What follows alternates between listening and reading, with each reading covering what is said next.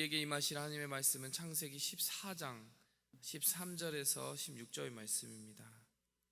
창세기 14장 13절에서 16절 말씀입니다.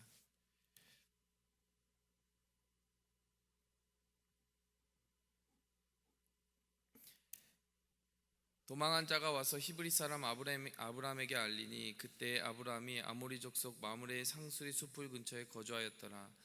마므레는 에스골의 형제요 아넬의 형제라. 이들은 아브람과 동맹한 사람들이더라. 아브람이 그의 조카가 사로잡혔음을 듣고 집에서 길리고 훈련된 318명을 거느리고 단까지 쫓아가서 그와 그의 가신들이 나뉘어 밤에 그들을 쳐부수고 다메섹 왼편 호바까지 쫓아가 모든 빼앗겼던 재물과 자기의 조카 롯과 그의 재물과 또 부녀와 친척을 다 찾아왔더라. 아멘. 지난 시간에 저희가 이 창세기 13장 쪽의 말씀을 나누면서 어떤 이야기를 했냐면 아브라함과 롯이 갈라지게 된 그 계기를 이야기를 했습니다. 아브라함과 롯이 갈라지게 된 계기는 인간적인 눈으로만 보면, 겉으로만 보면 땅이 너무 비좁아지고 서로 나눌 그런 재물이 충분치 않아서 인간적인 부족함에 의해서 갈라진 것처럼 보이지만, 그러나 자세히 살펴보았을 때는 아브라함이 그 땅에 머물러야 된다라고는 하나님의 뜻이 있었고, 또 롯이 하나님의 말씀을 쫓아서 나온 것이 아니었기 때문에 롯 자신이 세상적인 이익이 더 많아 보이는 그 요단강변에 있는 땅을 택하여 감으로써 둘이 갈라지게 된 것이다, 이렇게 이야기를 했습니다. 사실상 롯이 선택하도록 양보한 것이 아니라 아브라함이 롯의 선택을 통하여 하나님이 원하시는 그 뜻을 다시 한번 확인했던 계기가 된 것이다, 이렇게 이야기를 했습니다. 사실 아브라함이 이렇게 신앙을 회복하기에 되기까지 얼마나 많은 시행착오가 있었습니까? 그 이집트의 자기의 뜻을 쫓아서 자기의 눈에 보기에 좋은 그런 선택을 하였는데, 결국에 보기에는 그것이 하나님의 뜻과 하나님이 주신 그 아브라함을 향한 부르심을 이루지 못하는 결과를 낳지 않았습니까? 아브라함이 이뤄야 되는 그 복의 사명은 두 가지가 있었습니다. 너는 복을 받을 것이다, 그리고 너는 복의 근원이 될 것이다. 이 두 가지가 다르다고 말씀드렸습니다. 한 가지는 복을 수동적인 입장에서 받게 되고 그 복을 나를 위해 누리는 것이라고 설명할 수 있다면, 두 번째, 네가 복이 될 것이다, 이것은 누군가에게 복이 된다라는 의미를 가진다라고 제가 말씀드린 적이 있습니다. 복의 통로가 되고 근원이 되고 흘러가는 것까지 이루어져야만 바로 하나님이 아브라함을 향하여 약속한 그 모든 부르심이 완성되는 것이었죠. 그런데 아브라함이 하나님의 음성을 쫓아가지 않았을 때는요, 이집트에서 복의 통로가 된 것이 아니라 재앙의 통로가 되었습니다. 파라오의 집에 재앙이 내려버리게 되는, 그러니까 누군가를 복주는 위치에 서야 될 아브라함이 부르심에서 이탈하게 되는 역사가 있었다는 것이죠. 여러분, 결정적으로 그런데 그 모든 걸음을 뒤로 하고 이제 아브라함이 다시 한번 회복의 길로 들어선 것을 오늘 본문 말씀에서 확실하게 우리가 열매를 통해서, 그의 삶의 열매를 통해서 볼 수가 있습니다. 자, 이 땅으로, 가나안 땅, 하나님의 약속한 땅을 확실히 믿고 또 하나님의 음성을 따라 살겠다라고 하는 새로운 결단이 있었을 때 아브라함에게 어떠한 회복이 있었느냐, 어떠한 열매가 있었느냐, 크게 두 가지를 볼 수가 있습니다. 아브라함이 그 희생의 사랑을 통해서 신앙인의 열매를 나타냈습니다. 두 번째로는요, 화평케 하는 자의 열매를 통해서 신앙인의 열매를 나타냈습니다. 첫 번째, 희생의 사랑을 먼저 살펴보도록 하겠습니다. 여러분, 지금 저희가 읽은 본문의 그 장면은요, 전쟁이 일어난 장면입니다. 무려 5개국 대 4개국이 맞서 싸운 전쟁입니다. 이 5개국 대 4개국은 바로 그돌라오멜 왕이라고 하는 그 지역을 제패했던 왕에 대해서 나머지 5개국이 반기를 들면서 12년 동안 그 압제 밑에서 살았던 나머지 5개국이 반기를 들면서 발생하게 된 전쟁이었습니다. 여러분, 그런데 우리가 주목해 보아야 될 부분이 있습니다. 바로 아브라함이 이 전쟁에 휘말려 들어가 버리고만 자기의 조카 롯을 구하기 위해서 직접 전쟁에 참전했다라는 것입니다. 여러분, 그런데 이 전쟁에 참전한 숫자, 군인들이라고 보아야 되겠죠. 그 무장한 사람들의 숫자가 그렇게 많지 않습니다. 몇 명이었냐면요, 318명에 불과했다라는 것을 오늘 본문 말씀 14절을 통해 볼 수 있습니다. 여러분, 이 318명을 가지고 맞서 싸우게 되는 대상은 5개국이라고 할 수 있는데, 여러분 5개국이 모여서 만든 군대가 318명보다 적어도 많지 않았을까요? 318명을 5로 나누면 몇 정도가 될까요? 뭐 한 80명 정도, 7, 80명 정도 되지 않을까요? 근데 한 나라에서 그거보다는 많이 모으지 않겠습니까? 여러분, 그러니까 이 장면에서요, 사실 절대 이길 수 없는 전쟁에 나가는 아브라함의 모습을 볼 수가 있습니다. 어떻게 보면 내가 피 흘려서라도, 내가 희생해서라도 누구를 구하겠다라고 하는 그 마음을 가지고 전쟁에 임했던 것이죠. 어떻게 보면 롯이 참 얄밉게도 자기의 이익을 쫓아서 그동안의 신의를 저버리고 아브라함이 양보권을 주었다는 그 한 이유만으로 정말 뒤도 돌아보지 않고 아브라함을 저버렸지만, 사실 그 인간적인 서운함보다는 정말 그 롯을 따뜻하게 아끼고 감싸는 마음이 아브라함에 더 있었던 것입니다. 이것이 신앙인의 열매가 아닐까요? 여러분, 내가 받은 것을 생각하지 않고 도리어 그 사람의 처지에 속해서 그 사람을 구하고자 하는 그런 피 흘림의 신앙이 있었던 것입니다. 내가 누군가를 위해 희생해야 되겠다. 여러분, 아브라함이 그런 신앙을 가지고 있었을 때요, 그 신앙은 그 주변에 있는 아브라함을 지켜보는 사람들을 감동시키는 믿음이 되었습니다. 오늘 13절 말씀에 보니까 이 아브라함이 참전하기로 결정을 했을 때 함께한 사람들이 있었습니다. 바로 그 사람의 이름은 마므레입니다. 또 그들의 형제들이 있었는데 에스골과 아넬이라고 하는 형제들이 있었습니다. 그러니까 아브라함과는 어떤 친족적인 관계는 없었습니다. 왜냐하면 이 사람들은 아모리 사람이다라고 13절에서 기록하고 있기 때문이죠. 한마디로 말하면 불신자입니다. 전혀 상관이 없습니다. 그리고 자신의 친척을 구하러 가는 전쟁도 아니고, 자기 옆에 살고 있는 이웃인 아브라함의 친척인 롯을 구하러 간 전쟁입니다. 그런데 여러분, 이들의 선택이 참 놀랐습니다. 이들이 어떻게 합니까? 같이 참전해서 아브라함을 도와주게 됩니다. 여러분, 이 부분을 깊이 묵상할 때 참 은혜가 된 부분이 있습니다. 아브라함이, 첫 번째 포인트는 이것입니다. 아브라함이 이 마므레라고 하는 이웃과 함께한 지 얼마 안 됐는데 그 짧은 시간에 마므레라고 하는 사람의 마음을 얻었다는 것입니다. 롯이 지금 소돔으로 이주한 지 얼마 안 됐거든요. 길게 따져봐야 몇 년 되지 않았을 겁니다. 그와 동시에 헤브론으로 아브라함이 이주를 했고, 거기서 마므레라는 사람과 인연이 시작됐습니다. 그러니까 불과 몇 년 되지 않는 사이에 마므레가요, 정말 이 승산 없어 보이는 전쟁에 함께 참여해 줄 만큼, 자기 목숨과 생명도 정말 위험할 수 있는 전쟁에 참여해 줄 만큼 아브라함에 대한 어떤 두터운 신뢰와 사랑이 싹터 있었다라는 것입니다.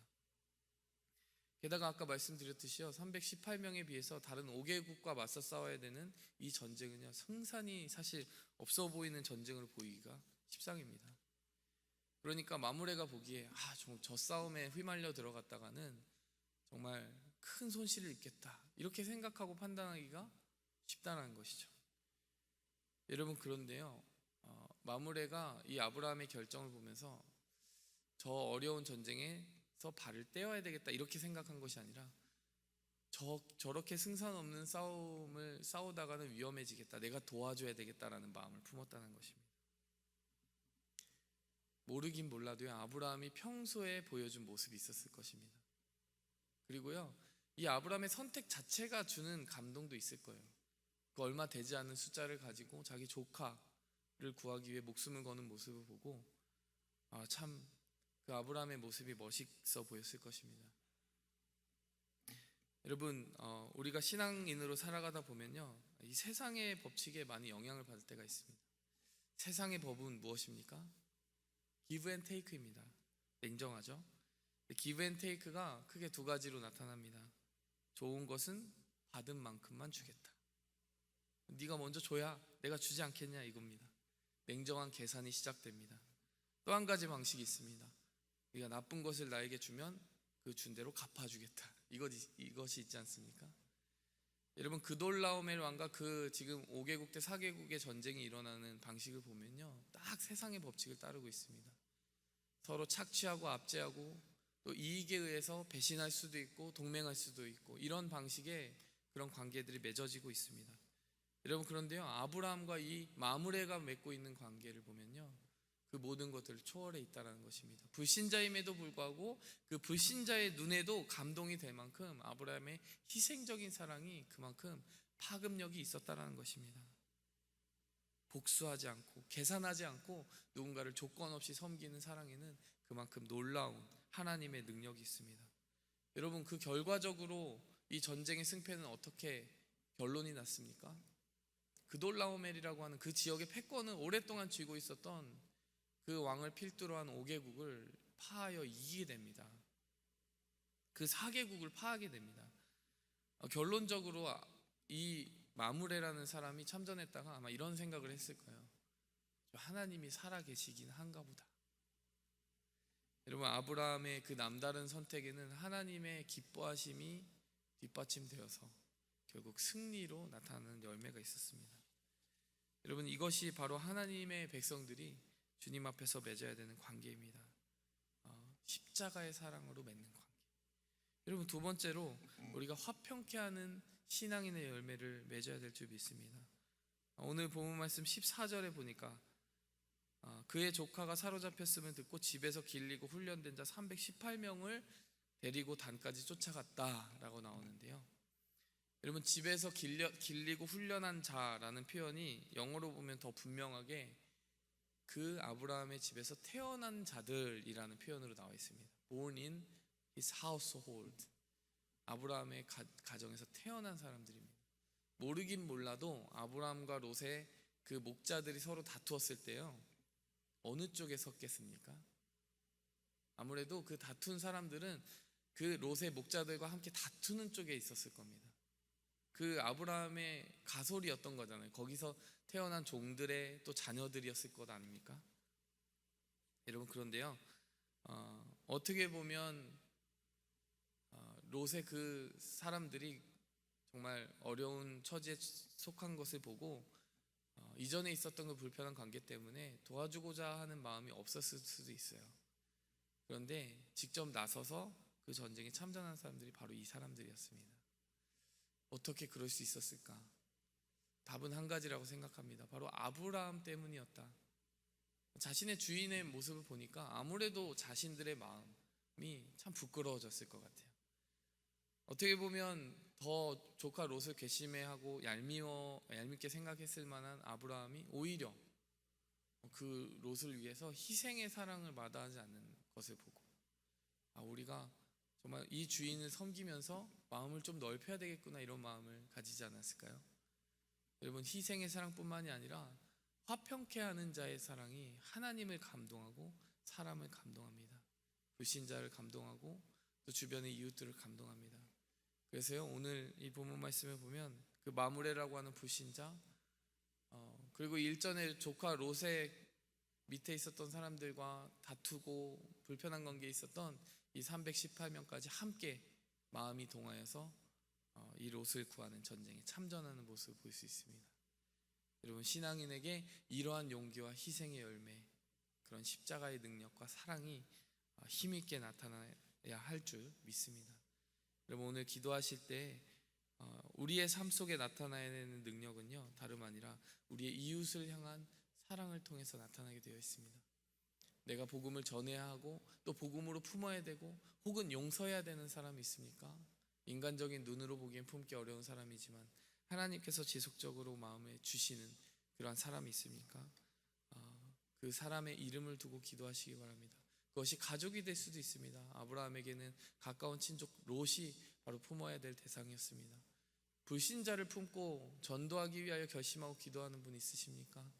여러분, 아브라함에게 마므레가 그런 사람이었습니다. 하나님의 살아계심을 보여주기 위해서 어찌하든지 하나님의 사람답게 살아가고 그 방식을 통하여 마므레라는 사람의 마음을 감동했던 것이 아브라함입니다. 우리의 삶을 통해서도 그러한 영향력이 나타날 수 있도록, 나 자신만을 복 주시는 그 하나님이 아니라 그래서 복이 흘러가고 또 변화시키는 능력으로 나타나는 그 신앙인의 삶을 살아갈 수 있도록 이 시간 우리가 새벽의 제단에 우리 자신을 드리고 또 우리 주변의 이웃과 사람들을 드리면서 기도하는 시간 가지도록 하겠습니다. 함께 기도하겠습니다. 하나님 아버지, 오늘 아브라함의 믿음의 행적을 지켜보았습니다. 하나님, 그 행적을 보았을 때 정말 인간적인 시선을 초월하여서 정말 희생하고 사랑하고 화평케 하는 자의 능력을 보았습니다. 하나님, 우리의 삶 속에도 그러한 능력이 나타나서 하나님, 불신자와 또 불편했던 그 관계에 있었던 사람조차 정말 변화시키는 그런 능력이 나타날 수 있도록 역사하여 주시옵소서. 그러한 복음이 삶이 되는 역사로서 주님 이 시간 함께 하실 줄 믿습니다. 우리의 기도 가운데 역사하여 주시옵소서. 이 모든 말씀 예수 그리스도의 이름으로 기도하였습니다.